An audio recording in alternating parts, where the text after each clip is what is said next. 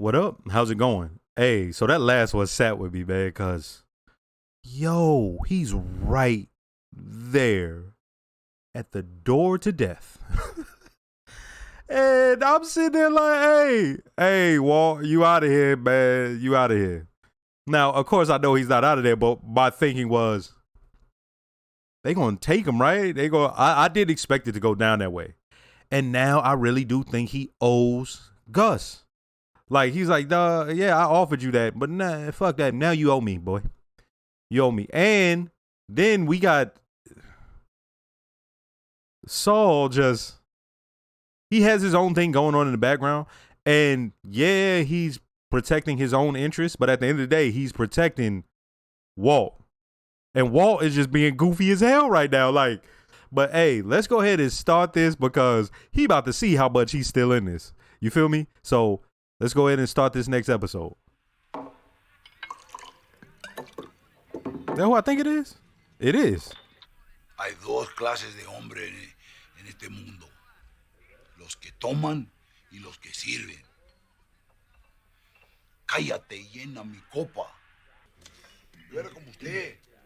Trabajaba en la tierra hasta que me sangraban las manos. Pero ya no. Porque yo entendí que un hombre no puede tomar todo lo que quiere esperándose en una línea. Pongan atención. Pueden aprender algo.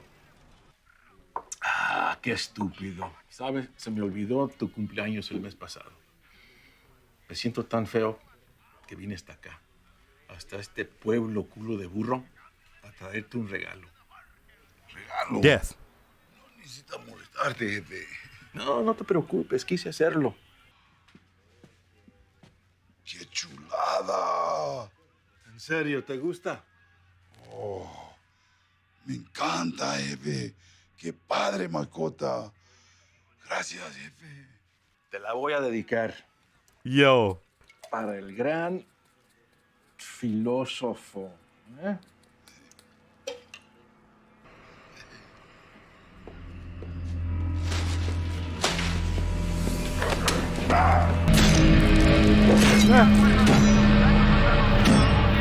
Great scene.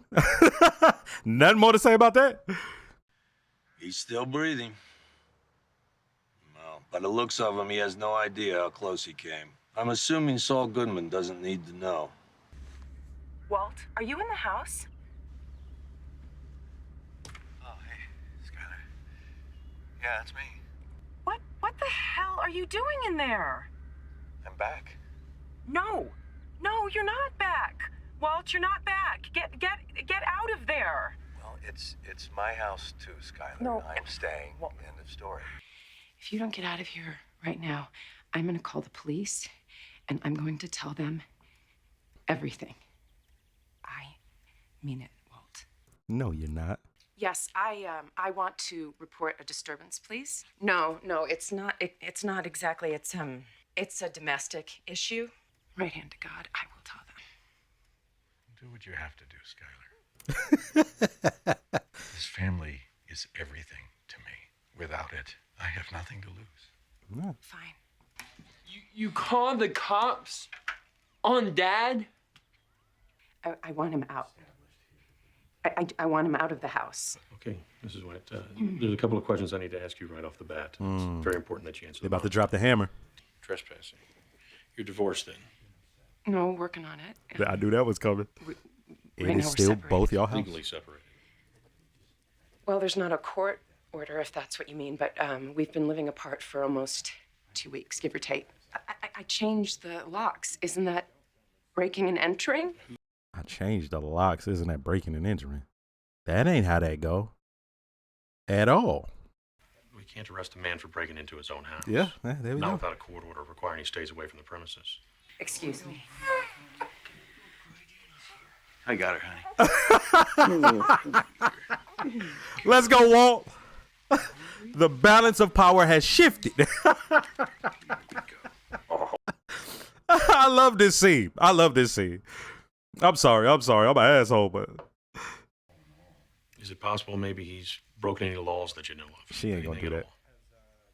Anything that we can work with here, just tell me. It's my mom's fault.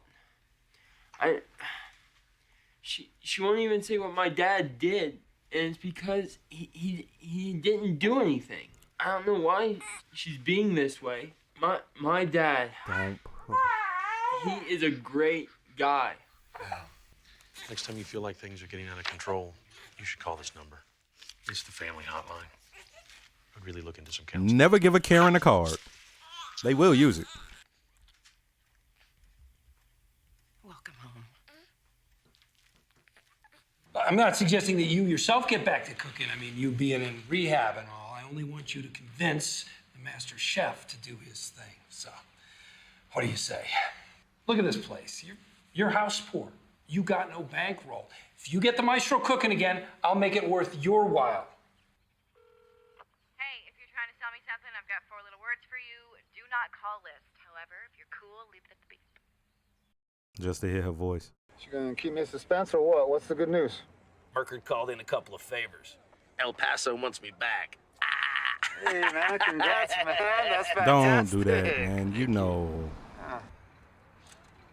Yeah, exactly.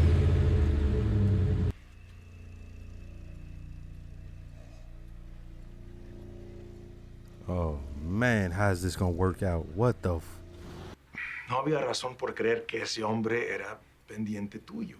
Pues sí, me importa. Entonces estás trabajando con este Heisenberg. Mira, don Salamanca tenía un sobrino que se llamaba Tuco. Sí, sabía de él. Y a lo mejor también sabes que don Salamanca fue su mentor en el negocio. Este Heisenberg, Walter White, era uno de los proveedores locales de Tuco, hasta que traicionó a Tuco. Los primos de Tuco tienen derecho a vengarse. La familia Salamanca, el cartel, todos están unidos en este asunto. Cuando nuestros negocios se terminen, no me importará lo que hagan con él. Hasta entonces, lo necesito vivo. He cursing his ass out. Mother, bing, bing, bing. ¿Acaso no manejo mi propio territorio? Claro que sí. Y les aconsejaré que tengan paciencia. Pero te recomiendo que termines tu negocio con este hombre rápidamente. Arriesgas perder el apoyo del cartel. Eso sería imprudente. I want to know how they so Esos cool. chamacos que están ahí adentro, no puedo garantizar que pongan atención. Ellos no son como tú y yo. Yeah, they're not businessmen. They just killers. Methamphetamine. Your husband's a drug dealer. A manufacturer. Technically, they call them cooks. Sue your husband for divorce immediately. Let me go to the police and tell them what you just told me. I can't do it. I don't want my son to find out that his father is a criminal. Walt has lung cancer. His treatment bought him some time, but the doctors, they all say that sooner or later. I can't see why I should lay all this on my family when things may resolve themselves on their own. It's not like there's nothing going on up here. What are you talking about? Ain't jack going on up here. It's quiet as hell. Right ahead. I wonder what I get what he's doing, but why? Does he think if I get this bus, they'll keep me here? Oh, that's the Dean of Mean, Keith Jardine. Was it Keith Jardine? Okay. I think they did that thing again where they split his face in the mirror. Stay there.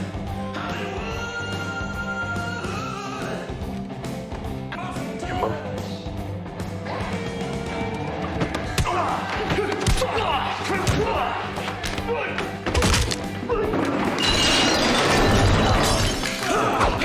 No disrespect, but Hank ain't whooping nobody that big with cauliflower ear. Hey, if you're trying to sell me something, I've got 4 little words for you. Do not call the number you have reached. I knew. 1494985 Yeah. in area code 505. Finally disconnected.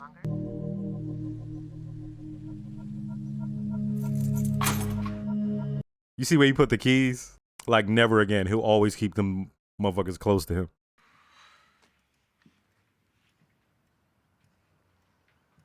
Can we talk? ASAC wants to see you. And? We're hanging back. Saw a deal go down. I went outside to call it in. You stayed to keep an eye on the suspects. Okay, he not That's pissed. when they attacked you. What I didn't tell them is that you left your gun under the seat before you went back inside. I did it for us. That is college tuition for Walter Jr. And Holly, 18 years down the road. That is health insurance for you and the kids, for Junior's physical therapy, his SAT tutor. It's money for groceries. Skylar, that money is for this roof over your head. The mortgage that you are not going to be able to afford on a part-time bookkeeper's salary when I'm gone.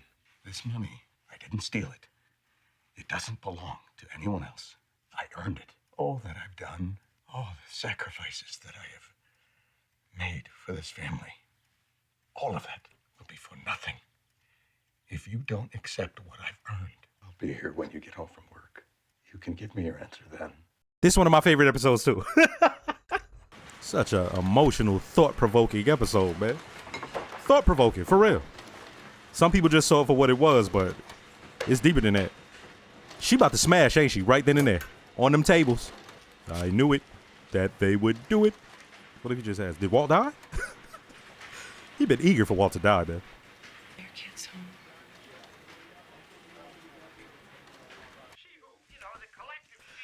home.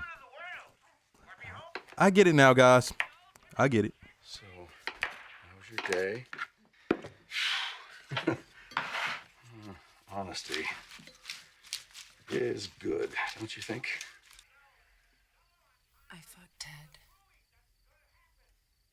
Yeah.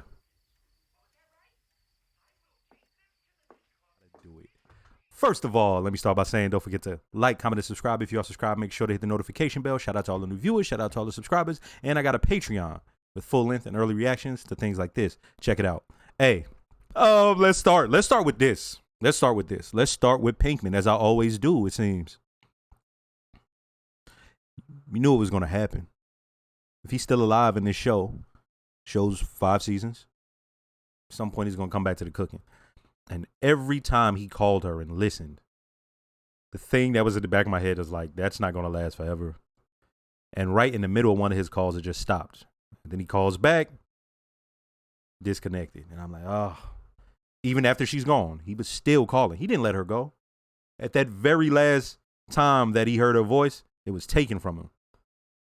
And Saul came and said, hey, we got to get to cooking, man. You know, your house poor. Saul looking out for himself.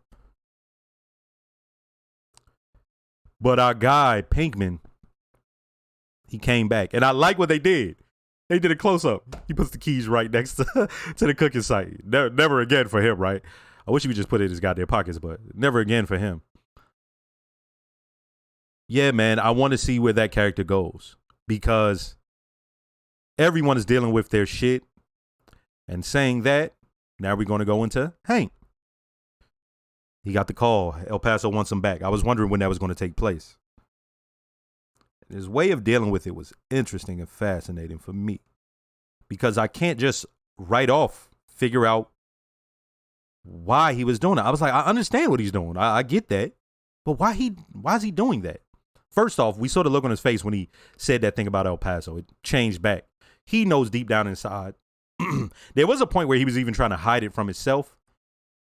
But with the panic attacks and all that stuff, can't even hide it from himself. So you saw that look on his face. And so now they're inside the bar. And the DEA, first off, DEA don't do no small time bust like that. Fuck out of here. Next thing is, I've seen enough cop shows that his partner was absolutely correct. You got to let Albuquerque know, right? I see the Rush Hour. You can't just go bust up something. You don't know what they got going on in their jurisdiction. So you got to make sure all the everybody whose jurisdiction that is knows what's up, all right? Next thing, I was thinking like, okay, well, what's going to go on? So when they leave, I'm thinking, okay, they gone. He gets in the car, he puts his gun down, and I'm like, oh, so part of this is that adrenaline thing. What took place at El Paso never left him. And it never will.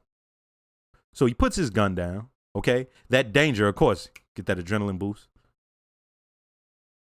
Then there's also the point of maybe he is suicidal. Now, there's levels to that, but he put his weapon away. Imagine if the dudes had weapons. There's part of that. Now, mind you, I'm just taking off what I saw from this episode. I haven't seen all the rest. I don't know where this is going. So I ask that you not, even hint at what's really the thought process. Then we have, he may have been trying to do something so bad they won't send him back to El Paso. And that's why what's dope about his mirror that we saw in his reflection is it wasn't straight like that. It was cracked.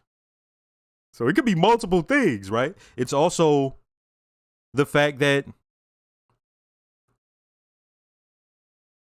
he could have been just trying to make a badass bust and maybe they have to keep him. And the thing that I didn't like that pissed me off was how easy it was for them to lie and to stick with the lie. Now, there was a point where I go, his partner is pissed. Then his partner didn't see it. But then the partner was like, and I didn't tell him you left your gun at. Yeah. The partner understands what's up now. Now it's clear as day. There's also, that was clearly a cry for help. Right? Like, clearly. After all of what I said, that's a cry for help. But they already came up with a lie. I wonder if he'll stick by that or. My thing, like I said, I hated to see how easy it was for them to come up with a lie. Him just understood, you know what I mean? And know what to say. Because they've done that before. So that's Hank. I want to see where that goes. Then we got, let's see. Hank. Okay, yeah, now we're on to the big part. Okay, so Walt played it crazy. So I love that first scene where he comes to the house because he already knows. He like, you ain't going to tell nobody, right? Saul put that into his brain. He like, go ahead and call. And he knows, yeah, it'll look bad on her, but also how she feels about the kids. She don't want that. She calls, and I already knew that hammer was going to drop from the cops because they'll tell you, hey, this is his house too. Like, unless there's something legal he did, cops were trying their best to help her out. Nah, okay. And when I say help her out, it's to get that man out his own house. And then it hit me at a certain part in this episode because I love that scene because Walt is flipping. I mean, Walt Jr., hey, look how she's treating him. This is his own house, blah, blah, blah. And she's just looking at him. He got her. She was trapped. She's not going to say nothing. She's getting blamed by Walt Jr. Everybody is asking why, even her sister. She just looks like the crazy one in the asshole. Forget how we feel about her. Forget all that. Forget that. I'm talking about how she feels. She feels like, yo, I'm just out here like this. Okay. Now watch this. When we get to the part where he's in the house and the money's there, I'm like, oh, so this is how you're going to tell her. And I fuck with these writers heavy because they couldn't just give it to us like, oh, it's a sincere moment in it. Nah, fuck that. It's a sincere moment from Walt. Walt has the money there. Now, I talked about this. Multiple episodes now is coming up. There's the seed of why you do something. Then you compartmentalize and all the chips fall how they may, as they say. Dominoes fall. And he did things, but at the end of the day, it was always to get that money.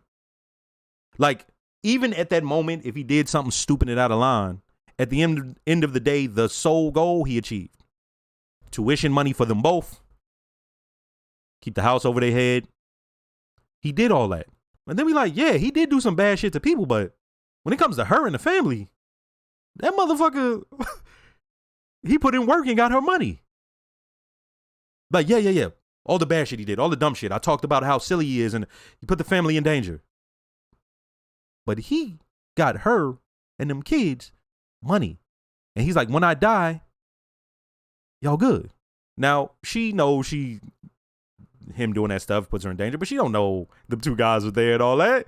You know what I mean? She just knows, oh, he was doing meth shit. Okay.